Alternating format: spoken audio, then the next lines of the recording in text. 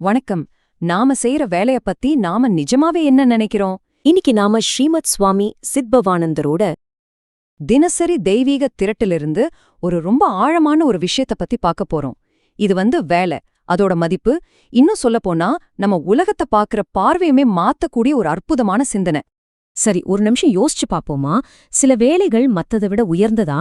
நாம இயல்பாவே சில வேலைகள் உயர்ந்தது, சிலது தாழ்ந்தது, சிலது சுத்தமானது, சிலது அசுத்தமானதுன்னு ஒரு கணக்கு வச்சிருக்கோம் இல்லையா?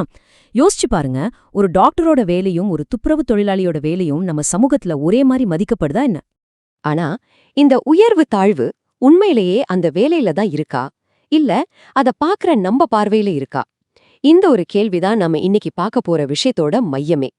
ஒருவேளை பிரச்சனை வேலையில இல்லாம அத பாக்குற நம்ம கண்ணோட்டத்துல தான் கோளாறு இருக்குமோ? இந்த கேள்விக்கு அந்த நூல் ரொம்ப ஆணித்தரமா ஒரு பதில சொல்லுது. அசிங்கம்ங்கிற எண்ணம் குறைபாடுள்ள மனசுல தான் இருக்கு, அது மனுஷன் செய்யற வேலையில இல்ல. எவ்வளவு ஒரு ஆழமான வரி பாருங்க. அதாவது பிரச்சனை வேலையில இல்லவே இல்ல, அதை நம்ம எப்படி பாக்குறோமோ அந்த மனசுல தான் இருக்குன்னு சொல்லுது. அப்போ சரி, இந்த குறைபாடுள்ள பார்வைய சரி செய்யறதுக்கு என்ன வழி? இங்கதான் தர்மம்ங்கிற ஒரு புத்தம் புதிய கண்ணோட்டத்தை இந்த நூல் நமக்கு அறிமுகப்படுத்துது. இது எப்படின்னா, உலகத்தையே ஒரு புதுசா பார்க்க உதவுற ஒரு பவர்ஃபுல்லான கண்ணாடி மாதிரி. அப்படின்னா என்ன இந்த தர்மம்? ரொம்ப சிம்பிளா சொல்லணும்னா, தர்மம்ங்கிறது ஒரு பார்வை, ஒரு பெர்ஸ்பெக்டிவ். அந்த டாக்டர் செய்யற சேவையா இருக்கட்டும், இல்ல அந்த துப்புரவு தொழிலாளி செய்யற சேவையா இருக்கட்டும், அர்ப்பணிப்போட செய்யப்படுற எல்லா வேலையுமே நம்ம சமூகத்துக்கு ரொம்ப முக்கியம். ரெண்டுமே சமம்னு பாக்குறது தான் தர்மம். இதுல எந்த வேலையும் பெருசில்ல, சின்னது இல்ல.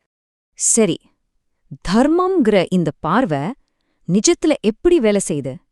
இத விளக்குறதுக்கு அந்த நூல் ஒரு 3 சூப்பரான உதாரணங்களை கொடுக்குது. அது என்னன்னு பார்க்கலாம் வாங்க. இங்க 3 பேர் வராங்க.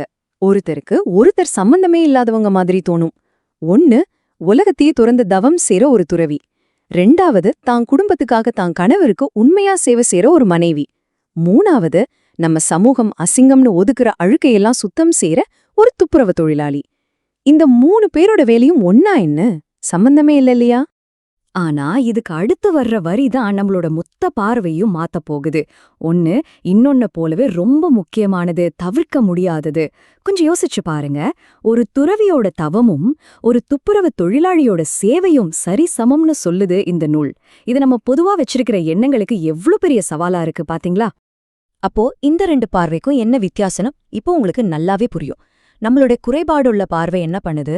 வேலைய தெய்வீகமானது, இழிவானதுன்னு 2ஆ பிரிக்குது. ஆனா தர்மத்தோட பார்வை என்ன சொல்லுதுன்னா, இது எல்லாமே ஒரே தர்மத்தோட வெவ்வேறு கட்டங்கள் தான், ஆனா எல்லாமே சமம், எல்லாமே முக்கியம்னு சொல்லுது. ஒன்றை பெருசாகவும் இன்னொன்றை சிறுசாகவும் பாக்குறதே தப்புன்னு இதை நமக்கு புரிய வைக்குது. இந்த மனப்பான்மைய மாத்திக்கிட்டா அதோட உண்மையான பவர் என்ன தெரியுமா? அது ஒரு மிகப்பெரிய உருமாற்றத்தையே ஏற்படுத்துது. சாதாரணமா டெய்லி நாம செய்யற வேலைகள் கூட எப்படி புனிதமானதா மாறுதுன்னு பார்க்கலாமா? இந்த மாற்றத்தை புரிஞ்சுக்க உருமாறுதல், அதாவது மெட்டமார்போஸ்ங்கிற வார்த்தைய பார்ப்போம்.